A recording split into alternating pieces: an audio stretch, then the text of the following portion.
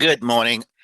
I want to cover something real quick. I've been studying for months, writing a couple prompts, getting Chat GPT, Gronk to do the research.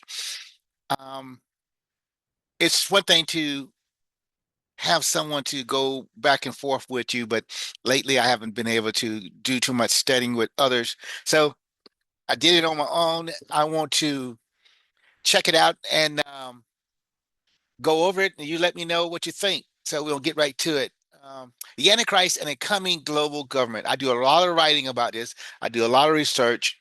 Um, it's very fascinating to me, and it's coming, and I believe it. And just like some of you believe in evolution and abiogenesis, and you have no proof, well, I'll use scripture, I use prophecy. So I'm going to go right ahead and jump into it. The pattern is in scripture. All right. The Bible shows a steady pattern, which I believe, when nations reject God, which I believe, and America is in the process, if not already, rejecting God. They look for a single ruler who promises security. As you see, people do cry out on the right, on the left. Um, they want justice, they want truth. Some want socialism, which is envy at a city, state, uh, national, regional stage where I envy you for having a house. I envy you for working hard. I envy you for having millions or billions and now possibly trillions with Elon Musk. So that is something to consider. All right. Israel did this with Saul. Remember, God was ruling through the process of judges, but they wanted to be like everybody else. All right. God had a plan for them. Okay. This is the next stage you're going to go through. I'll tell you what's going to happen because you might have a Saul, you might have a David, but eventually you're going to get Ahab. And that's the problem. And once you got him, you got to deal with him. The world will do this on a larger scale in the last days, I do believe. Daniel and John describe a final figure who rises from a union of nations. He will claim the world with peace and order. He will hide his hatred of God until the midpoint of the tribulation. And this is what I differ with many of you Christians that have watched the different series, the different books, the different movies.